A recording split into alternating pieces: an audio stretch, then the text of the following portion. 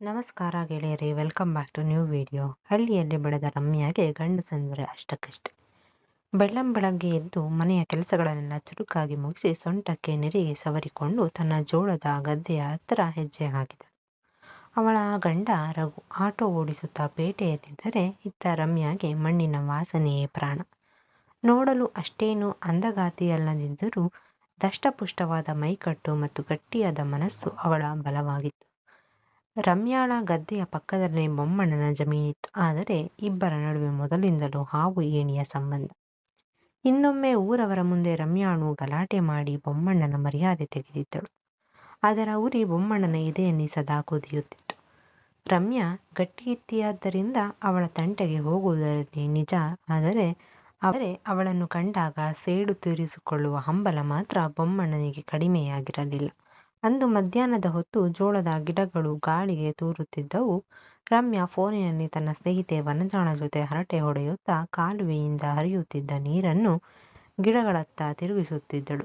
ಕಾಲುವೆಯ ಮಣ್ಣಿನ ಕಟ್ಟೆಯನ್ನು ಸರಿಪಡಿಸುತ್ತಾ ಫೋನಿನಲ್ಲಿ ನಗುತ್ತಿದ್ದ ರಮ್ಯಾಳನ್ನು ಕಂಡ ಬೊಮ್ಮಣ್ಣನಿಗೆ ಅದೇನೋ ಕಿರಿಕಿರಿ. ಅವನು ಜೋಳದ ಎತ್ತರದ ದಡವನ್ನು ನಡುವೆ ಕಳ್ಳನಂತೆ ಅವಿತುಕೊಂಡು ಅವಳ ಪ್ರತಿಯೊಂದು ಚಟುವಟಿಕೆಯನ್ನು ಗಮನಿಸುತ್ತಿದ್ದ.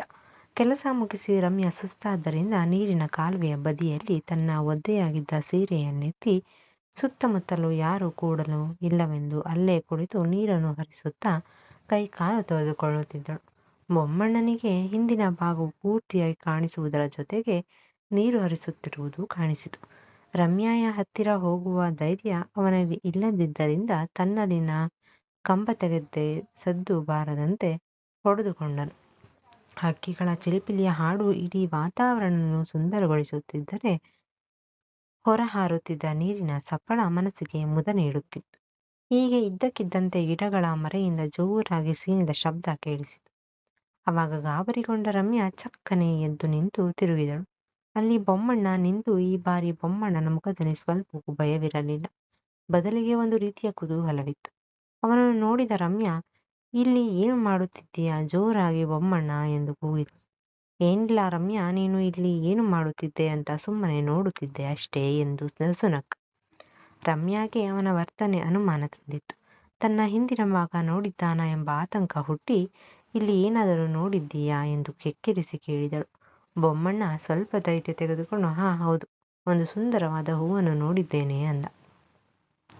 ರಮ್ಯಾಗೆ ಅವನು ತನ್ನನ್ನು ಕೆಣಕುತ್ತಿದ್ದಾನೆಂದು ಅರ್ಥವಾಯಿತು. ನನಗೆ ನಿನ್ನ ಮೇಲೆ ನಂಬಿಕೆ ಇಲ್ಲ. ನೋಡಿದ್ದಕ್ಕೆ ಏನಾದರೂ ಸಾಕ್ಷಿ ಇದೆಯಾ ಎಂದು ಸವಾಲು ಹಾಕಿದಳು.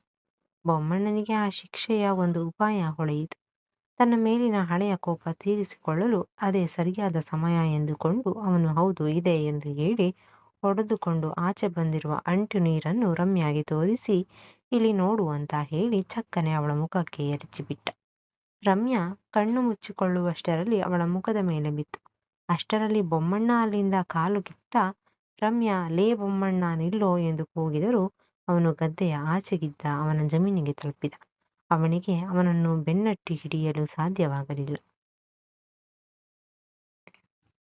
ಸಿಟ್ಟಿನಿಂದಲೇ ಮುಖ ತೊಳೆದುಕೊಂಡು ಮನೆ ಕಡೆಗೆ ನೋಡಿದಳು. ಹೊತ್ತು ಕಳೆದರೂ ಅವಳ ಪರಿಮಳ ಅವಳ ಮೂಗಿಗೆ ಒಡೆಯುತ್ತಿತ್ತು. ಇತ್ತ ಬೊಮ್ಮಣ್ಣನಿಗೆ ಎಲ್ಲಿಲ್ಲದ ಸಂಭ್ರಮ. ರಮ್ಯಾ ಮುಖಕ್ಕೆ ನೀರು ಹಾಕಿ ಬಂದದ್ದೇ ದೊಡ್ಡ ಸಾನೆ ಎಂಬಂತೆ ಬೀಗಿದ. ಅಷ್ಟಕ್ಕೆ ಸುಮ್ಮನಾಗದ ಅವನು ಅವಳ ಮನೆ ಹತ್ತಿರ ಹೋಗಿ ದೂರದಲ್ಲೇ ಕೂಗಿ ಹೇಳಿದ, ಇವತ್ತು ಬರೀ ತನ್ನ ನೀರನ್ನು ಹಾಕಿದ್ದೇನೆ. ಇನ್ನು ಮುಂದೆ ನನ್ನ ತಂಟೆಗೆ ಬಂದರೆ ನಿನ್ನ ತಂಗಿಗೆ ಏಟು ಕೊಡುತ್ತೇನೆ ನೋಡು ಅಂದ. ಸೇಟು ತೀರಿಸಿಕೊಂಡ ಸಮಾಧಾನದಲ್ಲಿದ್ದ ಬೊಮ್ಮಣ್ಣನ ಮನೆಗೆ ಹೋದರೆ ರಮ್ಯಾ ಮಾತ್ರ ಅವನಿಗೆ ಸರಿಯಾದ ಪಾಠ ಕಲಿಸಬೇಕೆಂದು ಮನಸ್ಸಿನಲ್ಲೇ ಅಂದುಕೊಂಡಳು. ಇಲ್ಲಿಗೆ ಈ ಕಥೆ ಮುಗಿಯುತ್ತದೆ. ಸ್ನೇಹಿತರೆ, ನಿಮಗೆ ಈ ಕಥೆ ಇಷ್ಟವಾಗಿದ್ದರೆ ಲೈಕ್ ಮಾಡುವುದನ್ನು ದಯವಿಟ್ಟು ಮರೆಯಬೇಡಿ. ಮತ್ತೆ ಇಂತಹ ಇನ್ನಷ್ಟು ಕಥೆಗಳಿಗಾಗಿ ನಮ್ಮ ಚಾನಲನ್ನು ಸಬ್ಸ್ಕ್ರೈಬ್ ಮಾಡಿಕೊಳ್ಳಿ. ಮತ್ತೆ ಸಿಗೋಣ. ಧನ್ಯವಾದಗಳು.